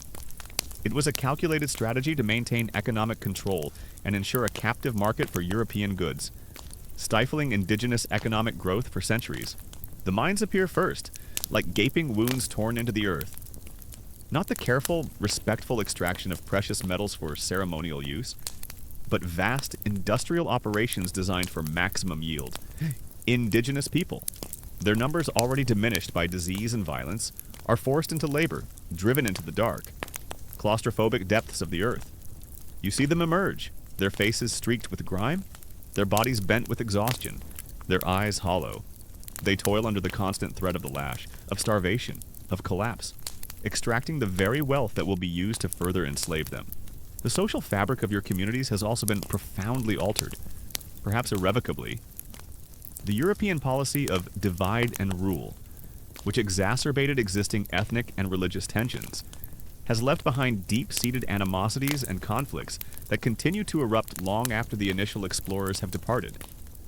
Artificial borders, drawn by European administrators with little regard for indigenous communities, have created nations composed of disparate groups, often with little shared history or common purpose, leading to internal strife and civil wars. You see the lingering distrust, the occasional outbreaks of violence between groups who once coexisted, a bitter inheritance of imperial manipulation that continues to tear societies apart. A common historical fact, often presented as a testament to European ingenuity, is the immense scale of resource extraction, particularly of gold and silver, from the Americas. The Spanish, for instance, extracted vast quantities of silver from mines like Potosi in Bolivia, which became the largest silver mine in the world. This wealth fueled European economies, financed wars, and contributed to the rise of new global powers. But it came at an unimaginable human and environmental cost in the colonies. It was like finding a giant piggy bank, and then smashing it open with a sledgehammer, without caring about the mess or who owned it. The education systems, where they were established, were often designed to create a small class of clerks and administrators loyal to the European powers, rather than to foster widespread literacy or critical thinking for the indigenous population. While some individuals received a European education, it often came at the cost of their traditional knowledge and connection to their own culture, creating a new elite detached from their own people.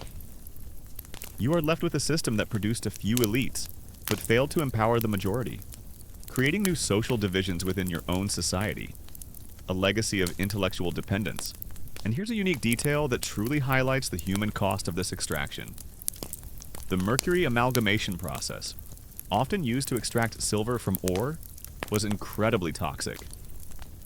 Indigenous laborers, forced to work in these mercury-laden environments, suffered from severe mercury poisoning, leading to neurological damage, tremors, and often a slow, agonizing death. Imagine being forced to work in an environment where the very air you breathe and the dust you touch are slowly poisoning you, all for the enrichment of someone thousands of miles away. It's a chilling example of the disregard for human life in the pursuit of wealth. And here's a gentle joke to try and lighten the mood. If only for a moment. You know, if early European exploration had a long-term planning department, their main goal would probably be ensure maximum profit for us and maximum confusion for everyone else for at least the next 500 years. Very thorough, I'm sure. Beyond the mines, the forests are systematically felled. The sound of axes biting into ancient trees echoes through the valleys, followed by the crash of timber hitting the ground. Giant logs are dragged away, leaving behind barren clearings and a haunting silence where once there was vibrant life. The timber, destined for shipyards and construction in Europe, is stripped from the land with no thought for reforestation or the long-term ecological consequences. You watch, helpless, as the very landscape that sustained your people for generations is transformed, stripped bare to feed the insatiable demand of a distant continent. The psychological scars are perhaps the most insidious and enduring. Generations have grown up under a system that constantly reinforced their inferiority, that devalued their culture, their language, and their very identity. The internalized racism, the sense of being less than, is a heavy burden that persists long after the physical presence of the Europeans has faded. You see it in the lingering self-doubt, the struggle to reclaim a sense of pride and self-worth, the ongoing battle against the echoes of colonial narratives that still whisper in the minds of many, telling them their own ways are inferior. The fertile lands, once used for diverse food crops that ensured the sustenance of the indigenous population, are now converted to monocultures of cash crops. Vast plantations emerge, dedicated to sugar, tobacco, cotton, or other commodities destined for European markets. Indigenous people are forced to cultivate these crops, often under brutal conditions, their traditional farming methods discarded, their food security undermined. The land, once your provider, becomes a factory floor, producing raw materials for others, while your own people face the gnawing hunger of famine. The political institutions left behind are often fragile and ill-suited to the diverse realities of the newly independent nations. Parliamentary democracies, imposed by the Europeans, often struggle to take root in societies with different historical traditions and social structures. The legacy of authoritarian rule, where power was concentrated in the hands of a few colonial administrators, can lead to new forms of authoritarianism, as newly independent leaders struggle to consolidate power and maintain order in a fractured society. The path to stable. Democratic governance is often fraught with challenges, a direct consequence of the colonial legacy, where the very concept of self-governance was often alien. And here's a gentle joke to try and lighten the mood, if only for a moment. You know, if these early European colonizers had a business slogan, it would probably be, "We're not taking your resources, we're just reallocating them to a much more profitable location." For us, very efficient, if you don't count the human suffering. The academic debate continues among historians to what extent did the long-term legacy of early European exploration and colonization, despite its undeniable harms, also leave behind certain positive contributions, such as legal systems, administrative structures, or modern infrastructure, which some post-colonial nations were able to adapt and utilize for their own development. Or do these perceived benefits merely serve to obscure the deeper, more pervasive damage inflicted by colonial rule? A form of historical whitewashing that downplays the immense suffering. It's a complex and often contentious discussion, weighing the good against the bad in a deeply intertwined history. And the answer often depends on who is telling the story. The traditional economic systems of the indigenous people are utterly disrupted. Their self-sufficiency, once a source of pride and stability, crumbles under the weight of imported goods and the demand for cash. Local crafts and industries, unable to compete with the mass-produced goods from Europe, wither and die. You become dependent on the colonial economy, reliant on the meager wages they offer, trapped in a system where you produce raw materials for them, and then buy back finished goods at inflated prices. It's a rigged game, and you are always on the losing side, constantly struggling to make ends meet. You witness the struggle to reclaim and revitalize lost cultural identities, the efforts to revive traditional languages, to celebrate suppressed ceremonies, to tell your own stories in your own voices, free from the colonial narrative. It is a slow, arduous process, often met with resistance from those who have internalized colonial values, or from the lingering divisions created by imperial policies. But it is a vital struggle, a necessary step towards healing the wounds of cultural erasure and forging a new, authentic identity. A future rooted in a reclaimed past. The environmental impact is devastating. The mining operations pollute your rivers, turning once clear waters into murky, toxic streams, killing fish and making the water undrinkable. The deforestation leads to widespread soil erosion, turning fertile lands into barren wastes, and contributing to desertification in some areas. The delicate ecological balance that your ancestors meticulously maintained for centuries is shattered in a matter of decades, leaving behind a scarred and depleted landscape, a silent testament to the relentless greed of the colonizers. Another gentle joke. If these post-colonial nations had a support group, their opening line would be, "Hi, my name is Country Name, and I'm recovering from a very long, very complicated relationship with Europe, and I'd really like my gold back." The academic debate still rages among historians. To what extent did the early European exploitation of resources in the Americas and other colonized lands lay the groundwork for global capitalism and industrialization, benefiting Europe immensely? Or did it primarily create a legacy of underdevelopment, environmental degradation, and economic dependency that continues to plague former colonies to this day? It's a complex question, exploring the long-term consequences of this initial plunder. The issue of historical memory is a constant, ongoing challenge. How do you remember the past? Do you focus on the progress and development, or on the exploitation and suffering? Do you forgive, or do you demand justice and reparations? The narratives of colonialism are often contested, with different groups holding vastly different interpretations of the past. This struggle over historical memory is not just an academic exercise, it is a fundamental part of nation building, of coming to terms with a traumatic past and forging a collective future, one that acknowledges the full, brutal truth of its origins. You see the wealth flowing out of your land, transported on ships that sail to distant shores? You watch as your own people grow poorer, their traditional livelihoods destroyed, their communities displaced. The riches of your land are not benefiting you.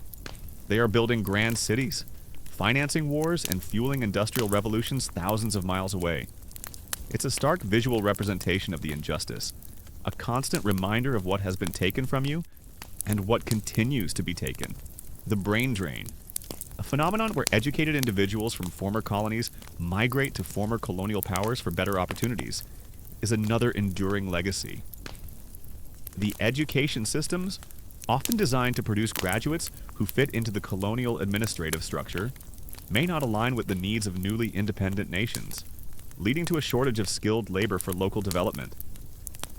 You see talented individuals leaving your land, seeking opportunities elsewhere, a constant reminder of the economic disparities created by the colonial past, a perpetuation of the very system that created the imbalance. Another gentle joke.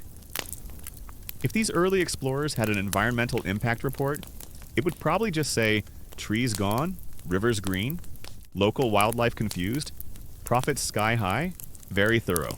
The very concept of development itself, as understood in the post-colonial era, is often shaped by colonial models. The idea that progress means adopting European industrial and economic models, rather than developing unique, indigenous paths to prosperity, is a powerful and often limiting legacy. The struggle for true self-determination involves not just political independence, but also the intellectual and economic freedom to define your own future, on your own terms, free from the lingering influence of the colonizer's vision. The imposition of new forms of taxation, often payable only in European currency, further traps the indigenous population in this exploitative system. If you cannot pay the taxes, your land can be seized, your property confiscated, forcing you into even deeper debt or outright servitude. This coercive economic system ensures a steady supply of cheap labor for the mines and plantations, perpetuating the cycle of exploitation. It's a clever, insidious trap, isn't it? You look at the faces of the younger generation, their eyes bright with hope and determination. They are inheriting a complex legacy, a world shaped by the shadows of early European exploration. They carry the scars of the past, but they also possess the resilience, the creativity, and the unwavering spirit to build a better future. Their struggle is not just to overcome the challenges of the present, but to heal the wounds of the past, to reclaim what was lost, and to forge a destiny free from the lingering grip of foreign domination. A future that finally honors the sacrifices of their ancestors. The psychological toll of this systematic plunder is immense. The loss of your land, your resources, your economic independence, it breeds a profound sense of powerlessness and despair. You are forced to witness the destruction of your world, knowing that your labor is fueling the prosperity of others, while your own people starve. The dream of self-sufficiency, once a cornerstone of your existence, is shattered, replaced by the grim reality of perpetual dependency. Another gentle joke. If early European explorers had a legacy planning meeting, it would probably involve a lot of maps, a lot of gold, and absolutely no discussion about the long-term well-being of the people they were discovering. You look at the faces of your people, etched with the weariness of forced labor and the despair of dispossession. The land, once bountiful, has been bled dry. Its people sacrificed on the altar of imperial greed. The promise of progress has turned into a bitter harvest, a testament to the disturbing truth of colonial rapacity, a chilling reminder of the immense human cost of unchecked ambition and the relentless pursuit of wealth. As night falls and the stars emerge over a world forever altered by the age of exploration, you reflect on the immense and enduring legacy of early European exploration. The physical scars on the land, the broken economic systems, the fractured social structures, and the deep psychological wounds all bear witness to a history of exploitation and oppression. But you also see the resilience of the human spirit, the unwavering determination to heal, to rebuild, and to reclaim a future free from the shadows of the past. The journey into this disturbing truth has revealed the profound and lasting impact of colonialism, a story that continues to shape our world today, a silent echo across the centuries. And so we come to the end of this journey, a journey through the dark corners of European exploration, where the promise of greatness often hides the grim truth. You have seen vast oceans, uncharted lands, but also the horror of disease, the brutality of violence, and the tragedy of slavery. You have seen the destruction of cultures, the devastation of environments, and the desperate struggles of resistance. Another gentle joke. If these early European explorers had a sustainability plan, it would probably involve taking all the gold until there was none left, and then moving on to the next place. Very sustainable for our profit margins. But in all of it, you have also seen the resilience of the human spirit. The voices of resistance, however faint, have continued to ring out. The efforts to preserve culture, and however quiet, have kept the flame of heritage alive. And while the painful legacy remains, the quest for truth, the quest for justice, and the building of a better future continues. History is not always a story of glory. Sometimes they are lessons in endurance, in perseverance, and in the human capacity to find hope even in the most dire of circumstances. As night falls and the stars emerge over a landscape scarred by mines and clear-cut forests, you lie awake, the sounds of distant machinery and the phantom cries of the oppressed echoing in your mind. The initial excitement of discovery has long since vanished, replaced by a profound sense of unease. The awful reality of early European exploration is not just about the dangers of the sea. It is about the brutal, often genocidal, consequences of unchecked ambition, insatiable greed, and a profound disregard for the lives and cultures of others. The journey into this disturbing truth continues, and you brace yourself for the next grim revelation, knowing that the wounds inflicted by economic exploitation are often the deepest and most enduring, shaping the very course of history in ways that are still felt today. Let these images fade from your mind, like the clouds that dissipate after a storm. Remember, there are many sides to every page of history, and sometimes the most disturbing truths are the ones that are most necessary for us to better understand the world we live in, the values we hold dear today, and our responsibility for the future. The relentless plunder of resources, the brutal force of military might, and the devastating impact of disease have left this new land scarred and its indigenous people decimated. You've witnessed the systematic stripping of the Earth's bounty and the profound suffering inflicted by unseen pathogens. But as your expedition solidifies its presence, transforming from mere exploration to full-scale exploitation, a new, even more horrifying chapter unfolds the systematic dehumanization and forced enslavement of human beings. This is the disturbing truth behind early European exploration, where the promise of boundless wealth for some was built on the unspeakable tragedy of human bondage. You stand on the newly established European settlement, a place that now resembles a sprawling, crude outpost of empire. The air, once filled with the natural sounds of the wilderness, is now permeated by the clanging of chains, the crack of whips, and the mournful cries of the enslaved. The initial search for gold and spices has given way to an even more lucrative commodity: human beings. The indigenous populations, their numbers already diminished by disease and violence, are now viewed not as people, but as a labor force, a resource to be exploited for maximum profit.